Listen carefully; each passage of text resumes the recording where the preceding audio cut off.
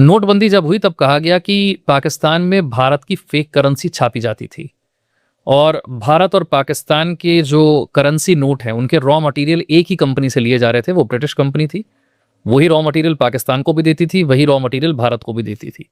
जो नोट्स बनाने के लिए प्लेट इस्तेमाल होती है वो प्लेट्स पाकिस्तान तक पहुंच गई थी। ये आरोप लगाया गया कि भारत सरकार में ही शामिल किसी व्यक्ति ने और किसी ब्यूरोक्रेट ने पाकिस्तान को मदद दी कि वो भारत की फेक करेंसी को आराम से पाकिस्तान में छाप सके। ये सब लंबे समय तक चलता रहा और इसे रोका गया नोटबंदी के जरिए। मैं समझना चाहता हूं कि ये फेक करेंसी कैसे ये पूरा का पूरा नेटवर्क काम कर रहा था और इसके बारे में रॉ को कोई जानकारी थी या नहीं थी? देखिए, पहले तो बता दूं कि 2004 में मनमोहन सिंह की गवर्नमेंट आई थी, उसके बाद ये काम स्टार्ट हुआ और ये जो उनका सीक्रेट कोड देने का काम था ये दिया गया था डीलारू कंपनी को, जो जिसका मालिक इटालियन था, ब्रिटेन में बेस था, लंदन में ब्रिटेन के अंदर बेस था। बिल्कुल। तो वहाँ पे भी काम होता था, फिर आपका पाकिस्तान भी नोट छपते थे। यानी कि यहाँ पे आप कहते हैं कि किसी ब्यूरोक्रेट की बात नहीं है, ये काम टॉप से होते हैं।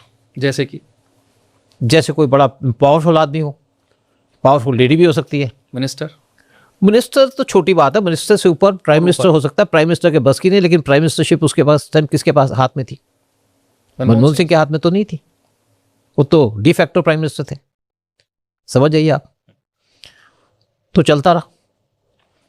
मैं नेपाल में गया था 2006 में, वहाँ पे फेक करेंसी चल रही थी और 500 और 1000 के नोट वहाँ बंद कर दिए गए थे, सिर्फ 100 के नोट चलते थे।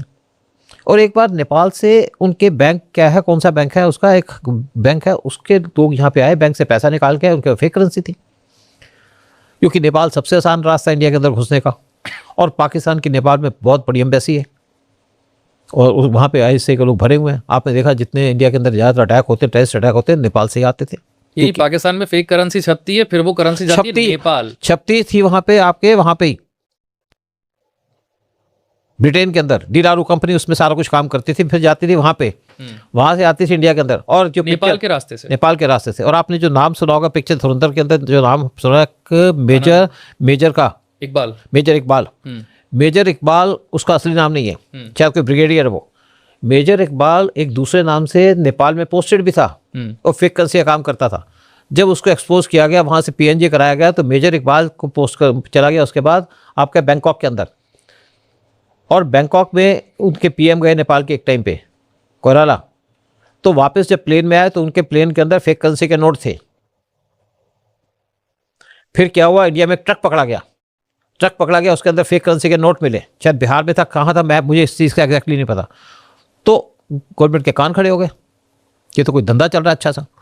फिर एक कहते हैं कि केरला के पोर्ट के ऊपर एक कंटेनर पाया गया जिसमें फेक करेंसी के नोट थे। PM मोदी ने इमीडिएटली डिसीजन ले लिया कि हम 500,000 के नोट बंद कर देंगे। और इससे ये कितने सालों तक चलता रहा फेक करेंसी छपना? देखिए, फेक करेंसी आप देखिए 2004 से लेकर 2014 तक तो चले ही है। PM मोदी के आने से पहले तक चला ही है, उनके बाद भी चले। 2016 में शायद मुझे लगता है कि यहाँ पे हुआ, नवंबर 2016 में हुआ, 16 नवंबर को वो बंद हुआ तब।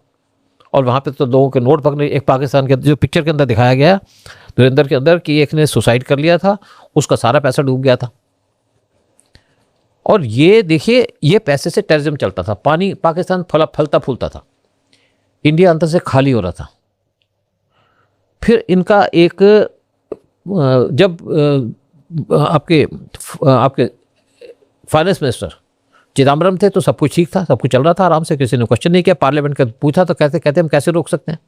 चिदम्बरम साहब पार्लियामेंट में कहते थे कि हम कैसे रोक सकते हैं फेक करेंसी को। हाँ, तो कहते हैं हम तो हेल्पलेस है, हम नहीं रोक सकते, हमें तो अपने बॉर्डर को सील करना पड़ेगा, फलाना जो मर्जी कह दिया, क्योंकि तो टालेंगे। और नेपाल बॉर्डर खुला हुआ है, वो खुला हुआ है बॉर्डर, वहाँ पे तो कोई ध्यान दिया ही नहीं किसी ने। उसके बाद क्या हुआ कि जब आपके एक दूसरे फाइनेंस मिनिस्टर आए थे, जो प्रणब मुखर्जी 2010 में बने फाइनेंस मिनिस्टर, तो उन्होंने कंपनी का काम बंद कर दिया, ये कंपनी से कनेक्शन तोड़ दिया।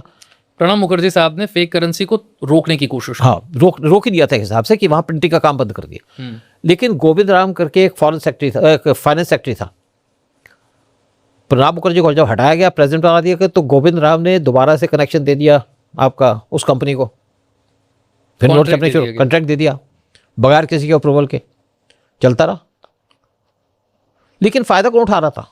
फायदा इसमें भारत में बैठे हुए लोगों को कितना मोटा कट मिल रहा था? मुझे लगता है कि 50-50 होगा, ऐसे ही बटेगा ना। भारत के लोगों को देश की चिंता नहीं थी, जो लोग काम कर रहे थे या जो उस टाइम पे रूलिंग पार्टी थी उसको देश की चिंता नहीं थी, उसको चिंता थी अपनी जेब भरने की, देश को बर्बाद करने की, देश को नुकसान पहुंचाने की, देश को डुबाने की। आज भी देखो बहुत से लोग वो जो आपके कांग्रेसी हैं वो पाकिस्तान को सपोर्ट करते हैं, क्वेश्चन पूछते हैं कि ऑपरेशन सिंदूर के अंदर कितने मरे, जब बालाकोट स्ट्राइक हुई तब कितने मरे, लिस्ट लेके आओ। 300 लोग मरे थे बालाकोट स्ट्राइक के अंदर। जब ये स्ट्राइक हुई तब 300 आतंकी मारे गए। जी। मैं आगे बढ़ता हूं और आपने बहुत सारी चीजों का जिक्र एक मैं यहाँ पे और आपको बात करता हूँ, जब यहाँ का रास्ता बंद हो गया, नेपाल का रास्ता बंद हो गया, तो इन्होंने बांग्लादेश के थ्रू भेजने शुरू कर दिए करेंसी के नोट, फेक करेंसी के। फिर जब पीएम मोदी ने डिमोनेटाइजेशन कर दी, हमारी इकोनॉमी बूस्ट करनी शुरू कर दी, पाकिस्तान की डूब गई। आज पाकिस्तान भुखमरा हो गया कि पाकिस्तान को फ्री में खाने की आदत था, पाकिस्तान को चोरी का माल खाने की आदत है, इसलिए पाकिस्तान काम नहीं करता, बर्बाद हो गया और बर्बाद होगा, उसको कोई उठा नहीं सकता। आज हमें चोरी की आदत नहीं है, इसलिए हम प्रॉस्पर कर रहे हैं।